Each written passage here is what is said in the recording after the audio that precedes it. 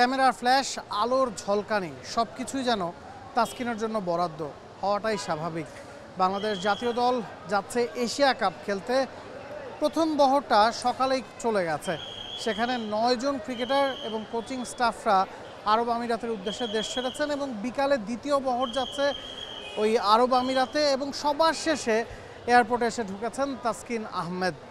ব্যাটসম্যানরা চলে গেছেন সকালে, বোলাররা বাকি রয়ে গিয়েছিলেন এমনটা বললে আসলে ভুল হবে না, কারণ যে 5 জন পেসার দলে আছেন তাসকিন, মুস্তাফিজ, শরীফুল, তানজিম সাকিব, তারা সবাই বিকালের বহরে গেছেন। স্পিনারদের মধ্যে নাসুম বিকালের বহরে গেছেন। এছাড়া মাত্রই আরও একবার জাতীয় দলের ডাক পাওয়া নুরুল হাসান সোহানও বিকালে দেশ ছেড়েছেন। আমরা যদি একটু খেয়াল করি, সকালবেলা কিন্তু তানজিদ তামিম, পারভেজ ইমন তারা আরব আমিরাতের উদ্দেশ্যে দেশ ছেড়েছেন। লিটন দাস সকালে গেছেন। তো সব মিলিয়ে 16 সদস্যের স্কোয়াড বাংলাদেশ দল ঘোষণা করেছে। ওয়ালটন এখন দেশের সীমানা পেরিয়ে পৌঁছে গিয়েছে 50টিরও বেশি দেশে। ওয়ালটন, ঘরে ঘরে বিশ্বজুড়ে। 16 সদস্যের মধ্যে 9 জন সকালবেলা চলে গেছেন। বাকি যে 7 জন ক্রিকেটার ছিলেন তারা বিকালবেলা দেশ ছেড়েছেন। এশিয়া কাপে বাংলাদেশ 3বার রানার্স আপ হয়েছে। 2012 সালে ওয়ানডে ফরম্যাটে ঘরের মাটিতে রানার্স আপ হয়েছিল। 16 সালে বাংলাদেশ আবারও ঘরের মাটিতে টি20 ফরম্যাটে রানার্স আপ হয়। 18 সালে আরব আমিরাতেও বাংলাদেশের সুখস্মৃতি আছে, সেবারও ওয়ানডে ফরম্যাটে বাংলাদেশ রানার্স আপ হয়। ট্রফি কখনো ছুঁয়ে দেখা হয়নি। ট্রফি 3টা দেশই জিতেছে, সবচেয়ে বেশি ভারত 8বার, শ্রীলঙ্কা 6বার, পাকিস্তান 2বার। বাংলাদেশ কি পারবে কিনা এবার এশিয়া কাপের ট্রফি জিততে? সকালবেলা যখন জাকের আলী আনিক যান, তিনি জানিয়ে গেছেন যে ট্রফি জয়ের লক্ষ্য নিয়েই বাংলাদেশ জাতীয় দল এবার আরব আমিরাত যাত্রা করছে। এখন আপনি যদি এক্সপিরিয়েন্সের কথা বলেন, এই দলটা কিন্তু যথেষ্ট এক্সপিরিয়েন্স ক্রিকেটারে ভরপুর।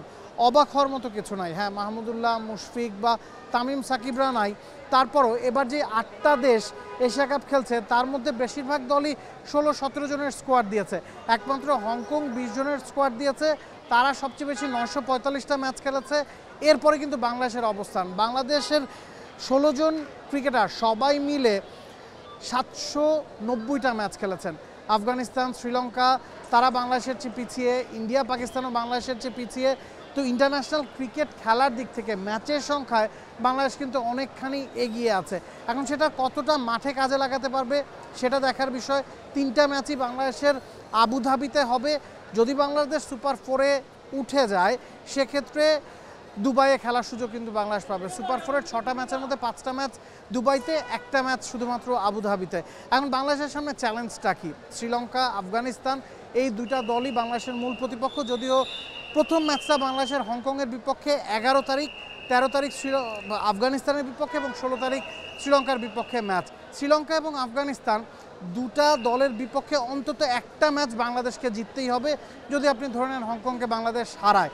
তো সব মিলিয়ে এশিয়া কাপের শিডিউলটাই এমনভাবে করা হয় যে ইন্ডিয়া পাকিস্তান এক গ্রুপে থাকে, অন্য গ্রুপে বাংলাদেশ, শ্রীলঙ্কা, আফগানিস্তান থাকে।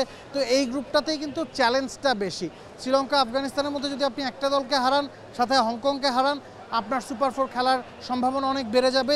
যদি আপনি 3টা ম্যাচের 3টে জিতেন সেক্ষেত্রে তো আপনি নিশ্চিতভাবেই সুপার 4 খেলবেন। এখন বাংলাদেশ হংকংয়ের ম্যাচ দিয়ে শুরু করবে।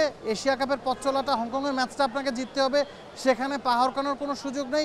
শ্রীলঙ্কা আফগানিস্তান ম্যাচ থেকেও যে কোনো একটা ম্যাচকে বাংলাদেশকে টার্গেট করতে হবে, একটা ম্যাচকে বাংলাদেশকে অবশ্যই জিততে হবে। একটা ম্যাচ যদি আপনি জিতেন শ্রীলঙ্কা আফগানিস্তানের সাথে এবং হংকংয়ের সাথে, সেক্ষেত্রে হয়তো রান রেটটা ক্রুশাল হয়ে যেতে পারে। আর সবগুলো ম্যাচ জিতলে আপনি সুপার 4 খেলবেন। লেটস সি কী হয়। কখনো বাংলাদেশ চ্যাম্পিয়ন হতে পারেনি, জাকের আলী অনেকরা চ্যাম্পিয়ন হওয়ার লক্ষ্যেই যাচ্ছেন, তবে বাস্তবতা বলছে কাজটা হয়তো একটু কঠিনই বটে। বিমানবন্দর থেকে Nabil Kaiser, T Sports. For more updates, subscribe to our YouTube channel and click on the bell icon. Follow us on Facebook and Instagram. Download T Sports app to enjoy exciting games and highlights. Visit tsports.com.